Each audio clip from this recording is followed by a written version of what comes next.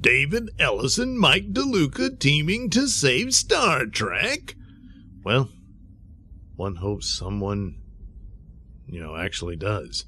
Anyway, the Paramount WBD deal is set to close in July. And despite all the noise about delays or attempts to stop the merger, Hollywood insiders say the drama is all performative. One of the topics that came up in the conversation was Star Trek. It is no secret the franchise has been a shadow of its former self under Alex Kurtzman. Like Marvel, Star Wars, Doctor Who, and plenty of other franchises, Star Trek has been loaded with the same divisive material that sent longtime fans packing. Put it this way. A majority of Star Trek fans have beamed out. With Paramount buying Warner Brothers Discovery, the expectation is that Mike DeLuca should carry over. DeLuca is the co-head of WB Films and was responsible for Warner Brothers' hugely successful 2025 slate, which included Minecraft, Sinners, Weapons, and more. Previously been told, DeLuca is a huge fan of geek properties. He's a big comic book fan, got the Blade movies off the ground, and even helped launch the career of Dark Knight trilogy writer David S. Goyer, who created the Blade movies. Well, Matt McGloin's insiders have told him David Ellison is also a huge fan. Ellison loves movies, understands tentpole films, is filmmaker-friendly, and pushes personal projects. They add he has a lot in common with Mike DeLuca. They'll work well together, revitalizing Star Trek. That is where Star Trek gets interesting. For years, the franchise has been treated less like Star Trek and more like another platform for the same Hollywood messaging that already damaged Marvel, Star Wars, Doctor Who, and more. The result speaks for itself. The old audience left. The new audience never replaced it because it doesn't exist. And one of the biggest sci-fi brands in history has been reduced to niche streaming noise.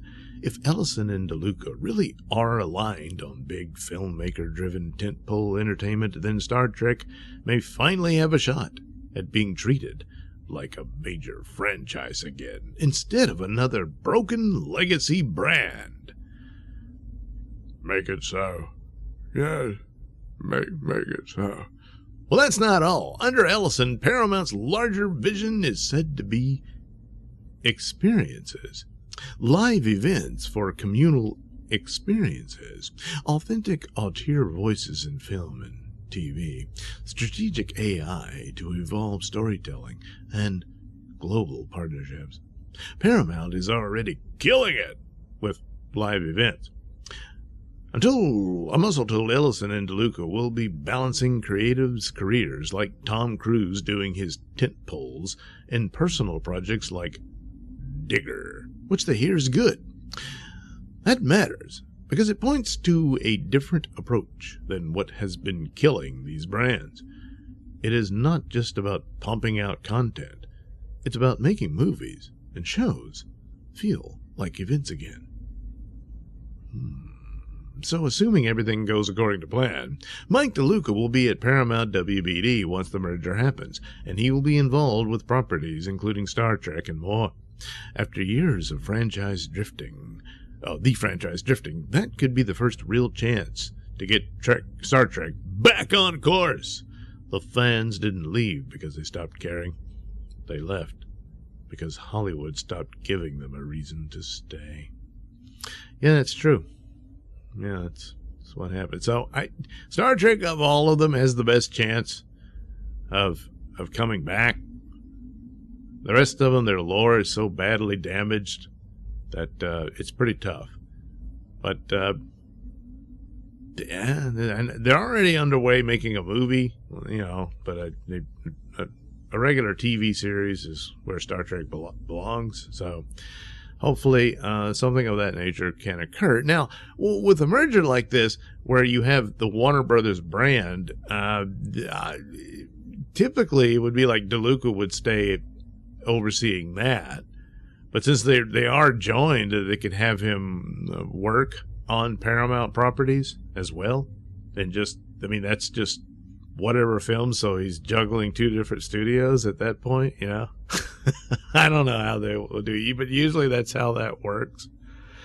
But I don't know, maybe, you know, he's, you know, like they said, he had a list of successful movies in 2025, so he's earned a rep for success, so they probably will approach him. But it sounds more akin to the movies, the whole deal about live experiences and all that, and stretching the brand in other venues and whatnot. Fine, but I want a good Star Trek show.